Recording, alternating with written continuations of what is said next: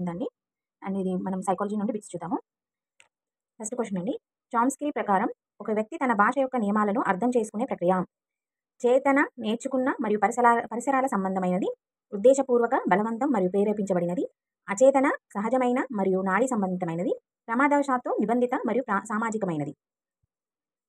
Answer వచ్చేసి third one అండి. అచేతన, సహజమైన మరియు నాడీ సంబంధమైనది. అంతే కదండి, భాష ఒక వ్యక్తి భాష అనేది అచేతనంగా సహజంగా నాడీకి సంబంధమైన విషయం అనమాట. అందుకని మన ఆన్సర్ వచ్చేసి థర్డ్ వన్ అవుతుంది. నెక్స్ట్ అండి సెకండ్ క్వశ్చన్. 2 అండాల కవలలో వైయక్తిక భేదాలకు అనువంశికత మరియు పరిసరాలు ఇలా దోహదం చేస్తాయి. అనువంశికత గాని పరిసరాలు గాని ఒకే విధంగా దోహదం చేయవు. రెండు ఒకే విధంగా దోహదపడతాయి. అనువంశికత ఒకేలా దోహదపడుతుంది కానీ పరిసరాలు భిన్నంగా దోహదపడతాయి. పరిసరాలు ఒకే దోహదపడతాయి కానీ అనువంశికత భిన్నంగా దోహదపడుతుంది. ఆన్సర్ వచ్చేసి అనువంశికత గాని పరిసరాలు కానీ ఒకే విధంగా దోహదం చేయవు. అంతే కదండి, పరిసరాలు అనేవి అనువంశికత అనేవి రెండు ఒకటే విధంగా ఉండవన్నమాట. సో ఆన్సర్ వచ్చేసి 1. వీరి ప్రకారం అభ్యసన ప్రక్రియలో పరిస్థితిని మొత్తంగా గ్రహించడం జరుగుతుంది. ప్రవర్తనవాదులు, మనోవిశ్లేషణవాదులు, ఫ్రాయిడియన్లు, గెస్టాల్ట్ వాదులు. ఆన్సర్ వచ్చేసి వీరి ప్రకారం అభ్యసన ప్రక్రియలో పరిస్థితి మొత్తంగా గ్రహించడం జరుగుతుంది. గెస్టాల్ట్ వాదులు. కింది వాటిలో ప్రాజెక్ట్ ఆధారిత అభ్యసన లక్షణం కానిది క్రియాశీలమైనది, సాంప్రదాయమైనది, అనుభవపూర్వకమైనది, విచారణ ఆధారితమైనది. ఆన్సర్ వచ్చేసి సాంప్రదాయమైనది. ప్రవర్తనలో మార్పు అనేది దీని నిర్వచనంలో ప్రధానమైన అంశం. మూర్తిమత్వం, సహజ సామర్థ్యం, అభ్యసనం, అభిరుచి. ఆన్సర్ వచ్చేసి 3 అండి, అభ్యసనం. ఉపాధ్యాయులు అభ్యసకులలో గల వివిధ వైవిధ్యాల గురించిన జ్ఞానం, అవగాహన కలిగి ఉండాలి అనేది ఈ వికాస సూత్రం యొక్క విద్యా అనుప్రయుక్తం. వికాసాన్ని ప్రాగృతీకరించవచ్చు. వైయక్తిక భేదాల సూత్రం. వికాసం ఒక ఖచ్చితమైన దిశగా సాగుతుంది. వికాసం సాధారణ నుండి నిర్దిష్టము దిశగా సాగుతుంది. ఉపాధ్యాయులు అభ్యాసకులలో గల వివిధ వైద్యాల గురించి జ్ఞానం, అవగాహన కలిగి ఉండాలి అనేది ఈ వికాస సూత్రం యొక్క విద్యా అనుప్రయుక్తం, అంటే వైయక్తిక భేదాల సూత్రం. ఎరిక్సన్ ప్రకారం శ్రమశీలత వర్సెస్ న్యూన్యత అనే మనోసాంఘిక సంఘర్షణ ఈ వికాస దశకు చెందింది. ఉత్తర బాల్య దశ, నవజాత, కౌమార, శైశవ. ఆన్సర్ వచ్చేసి ఉత్తర బాల్య దశ. కోల్బర్గ్ ప్రకారం చాలా మంది వ్యక్తులు ఈ స్థాయి నైతిక వికాసాన్ని సాధించలేరు. పూర్వ సంప్రదాయ, సాంప్రదాయ, ఉన్నత సాంప్రదాయ, ఉత్తర సాంప్రదాయ. బోధన ప్రభావవంతంగా ప్రణాళిక చేయబడిందని ఎప్పుడు అనవచ్చు? కనీసం 50% విద్యార్థుల అవసరాలు లక్ష్యంగా పెట్టుకున్నప్పుడు, పాఠ్యపుస్తకాన్ని మాత్రమే ఉపయోగించుటకు ఆచరించినప్పుడు, పాఠం పూర్తయిన తర్వాత లక్ష్యాలను రూపొందించినప్పుడు, తరగతి విద్యార్థుల బోధన ప్రక్రియలో నిమగ్నమై ఉన్నప్పుడు. బోధన ప్రభావవంతంగా ప్రణాళిక చేయబడిందని ఎప్పుడు అనవచ్చు అంటే తరగతిలోని విద్యార్థులందరూ బోధనా ప్రక్రియలో నిమగ్నమై ఉన్నప్పుడు. 4. కింది ఉదాహరణల నుండి పిల్లల ప్రవర్తన సమస్యగా పరిగణించబడని దాన్ని గుర్తించండి. సంతోష్ 3వ తరగతి విద్యార్థి. అతను రోజు ఉదయం ఇంటి నుండి పాఠశాలకని వెళ్తున్నాడు, కానీ కొన్ని రోజులు మాత్రమే పాఠశాలకు హాజరవుతున్నాడు. రవి 6వ తరగతి విద్యార్థి. అతను రోజు అల్పాహారం తీసుకుంటాడు, కానీ తల్లి తనకు అల్పాహారం ఇవ్వలేదని టీచర్తో చెప్పాడు. మోహన్ చలనాత్మక వైకల్యం ఉన్న పిల్లవాడు. అతడు టీచర్ ఇచ్చిన రేఖాచిత్రాన్ని సరిగ్గా గీయలేదు. రాకేష్ 5వ తరగతి విద్యార్థి. తన పరీక్షా పేపర్లో తక్కువ మార్కులు రావడంతో పేపర్ను ముక్కలుగా చించాడు. ఆన్సర్ వచ్చేసి మోహన్ చలనాత్మక వైకల్యం ఉన్న పిల్లవాడు. అతడు టీచర్ ఇచ్చిన రేఖాచిత్రాన్ని సరిగ్గా గీయలేదు. సమ్మిళిత ఏర్పాటులో ఉపాధ్యాయుడు కొంతమంది విద్యార్థులను నాయకులను చేసి తన భారాన్ని తగ్గించుకోవడానికి వారిని ఉపాధ్యాయ పాత్ర పోషించనివ్వాలి. ఆశించిన అభ్యసన ఫలితాలను సాధించడానికి విద్యార్థులందరికీ మద్దతు ఇవ్వడానికి బహుళ మరియు విభిన్న కృత్యాలలో అనువైన ప్రణాళికలను కలిగి ఉండాలి. మొదటి తరం అభ్యాసకుల కోసం విభిన్న అభ్యసన ఫలితాలను ఏర్పాటు చేయాలి. ఇచ్చిన సమయంలో పిల్లలందరూ పనులు పూర్తి చేయాలని పట్టుబట్టాలి. ఆశించిన అభ్యసన ఫలితాలను సాధించడానికి విద్యార్థులందరికీ మద్దతు ఇవ్వడానికి బహుళ మరియు విభిన్న కృత్యాలలో అనువైన ప్రణాళికను కలిగి ఉండాలి. రాజును అతని తల్లి తన కజిన్ ఇంటికి వెళ్తావా లేదా తనతో పాటు తన తాతయ్య ఊరికి వస్తావా అని అడిగింది. రాజుకు 2 ఎంపికలు నచ్చడంతో సంఘర్షణలో చిక్కుకున్నాడు. రాజు ఎదుర్కొన్న సంఘర్షణ: ఉపగమ సంఘర్షణ, ఉపగమ పరిహార సంఘర్షణ, పరిహార సంఘర్షణ, పరిహార ఉపగమ సంఘర్షణ. రాజుకు ఇప్పుడు 2 ఇష్టం కాబట్టి ఇది ఉపగమ సంఘర్షణ అవుతుంది, అంటే ఫస్ట్ వన్. కింది వాటిలో ఒకటి శైశవ దశ యొక్క లక్షణం: చక్కని రాత నైపుణ్యం, భావోద్వేగాల నియంత్రణ, అహం కేంద్రీకృత, అత్యంత స్వతంత్రత. ఆన్సర్ వచ్చేసి అహం కేంద్రీకృత. కింది వాటిలో విద్యార్థుల మదింపులో ప్రధానంగా ఆందోళన కలిగించే ఒక అంశం: బోధనాభ్యాసనాన్ని మదింపును సంఘటితం చేయడం, మూల్యాంకనాన్ని పాఠ్యపుస్తక ఆధారిత ఆచరణ విధానాన్ని పరిమితం చేయడం, సృజనాత్మకత నైపుణ్యాలను మదింపు చేయడానికి తగినంత అవకాశం, విభిన్న మదింపు పద్ధతులు. ఆన్సర్ వచ్చేసి బోధనాభ్యసన మూల్యాంకనాన్ని పాఠ్యపుస్తక ఆధారిత ఆచరణ విధానాన్ని పరిమితం చేయడం. కింది వాటిలో థారెన్డైక్ ఇచ్చిన అభ్యసన నియమం కానిది: సారూప్యత నియమం, పరస్పర సంబంధత నియమం, ఉపయోగ నియమం, ఫలిత నియమం. సారూప్యత నియమం. క్రింది వాటి నుండి సరికాని జతను గుర్తించండి. గెస్టాల్ట్ కోఫ్కా, నిర్మాణాత్మకత వైగోట్స్కీ, పరిశీలన బండురా, ప్రవర్తనవాదం కోహ్లెర్.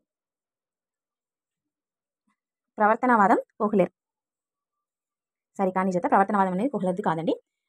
మోటార్ బైక్ శబ్దాన్ని తన తండ్రి రాకతో ముడిపెట్టిన ఒక బాలుడు మోటార్ బైక్ వచ్చిన ప్రతిసారి తన తండ్రి రావడం లేదని తెలుసుకున్నాడు. ఇది దీనికి ఒక ఉదాహరణ. ఉద్దీపన విచక్షణ, విలూప్తీకరణ, ఉద్దీపన సాధారణీకరణ, అయత్న సిద్ధ స్వాస్థ్యం. ఆన్సర్ వచ్చేసి ఉద్దీపన విచక్షణ. అంటే అతనికి విచక్షణ ఉంది అనమాట. వచ్చిన ప్రతిదీ వాళ్ళ డాడీ బైక్ కాదు అనేసి అనుకుంటాడు.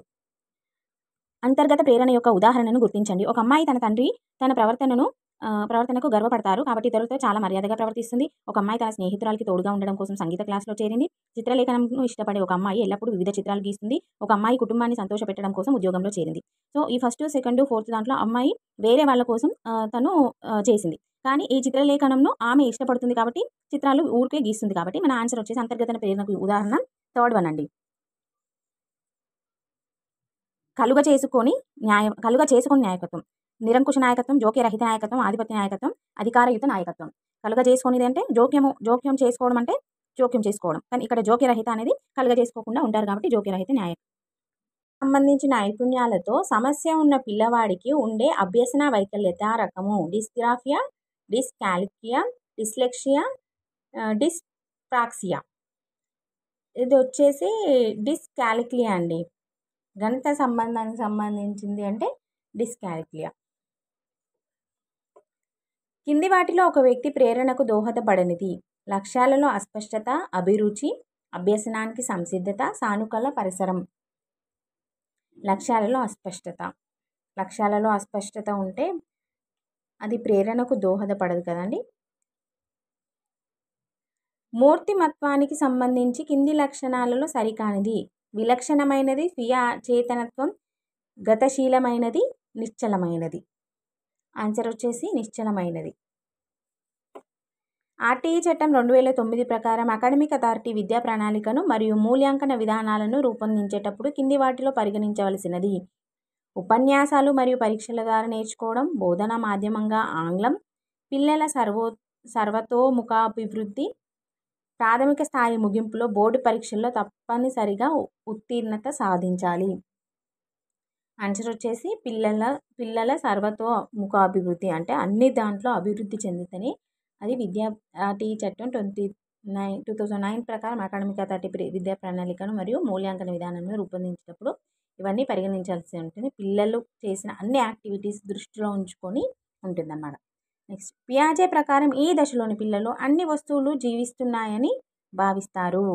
పూర్వ ప్రచాలక దశ, మూర్త ప్రచాలక దశ, అమూర్త ప్రచాలక దశ, క్రియాత్మక దశ. ఆన్సర్ వచ్చేసి పూర్వ ప్రచాలక దశలో ఉన్న పిల్లలు అన్ని వస్తువులు జీవించే ఉన్నాయని భావిస్తారు. ఎన్సిఎఫ్ 2005లో వృత్తి విద్య మరియు శిక్షణ వ్యక్తిలో ప్రవేశానికి సూచించిన కనీస వయోపరిమితి వచ్చేసి 16 years అండి. ఉత్తర బాల్య దశలో సాంఘిక వికాసానికి సంబంధించిన సరైన స్టేట్మెంట్ను గుర్తించండి. పిల్లలు పెద్దలపై ఆధారపడాలని కోరుకుంటారు. ఈ వయస్సును ముఠా దశ అని అంటారు. అబ్బాయిలు మరియు అమ్మాయిలు వ్యతిరేక లింగానికి ఆకర్షితులవుతారు. వారు ఏ వయస్కులైనా ఏ సమవయస్కుల సమూహంలోనూ ఉండేందుకు ఇష్టపడరు. ఆన్సర్ వచ్చేసి ఈ వయస్సు వాళ్ళని ఏమంటారు? ముఠా దశ అని అంటారు. స్నెల్ అండ్ చార్జ్ గుర్తించినది. వినికిడి సామర్థ్యం, స్పర్శ సామర్థ్యం, సంజ్ఞానాత్మక సామర్థ్యం, దృష్టి సామర్థ్యం. ఆన్సర్ వచ్చేసి దృష్టి సామర్థ్యం. ఆల్బర్ట్ బండూరా అభ్యసన సిద్ధాంతంను ఈ విధంగా పిలుస్తారు: మనోవిశ్లేషణ సిద్ధాంతం, స్వీయ సిద్ధాంతం, మనోసాంఘిక సిద్ధాంతం, సాంఘిక అభ్యసన సిద్ధాంతం. కింది వానిలో అంతర్గత ఉద్దీపనను గుర్తించండి. దాహం, ప్రోత్సాహకం, వాసన, శబ్దం.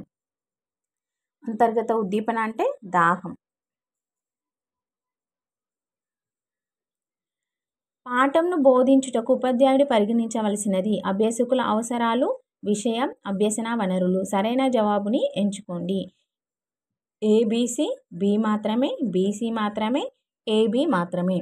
ఆన్సర్ వచ్చేసి ఏబిసి అనేవి 3 కూడా కరెక్టే అండి. అభ్యాసకుల అవసరాలు తెలుసుకోవాలి. విషయం గురించి తెలుసుకోవాలి. అభ్యసన వనరులను ఉపయోగించాలి. హాయ్ అండి. ఇదొచ్చేసి 2024 మేలో జరిగిన ప్రాక్టికల్ బిట్స్ అండి. ప్లీజ్ అండి నా వీడియో నచ్చినట్టయితే లైక్ చేయండి, సబ్స్క్రైబ్ చేయండి అండ్ కామెంట్స్ చేయండి. మీకు వేరే ఏమైనా టాపిక్స్ నుండి వీడియోస్ కావాలంటే please subscribe to my channel. Thank you.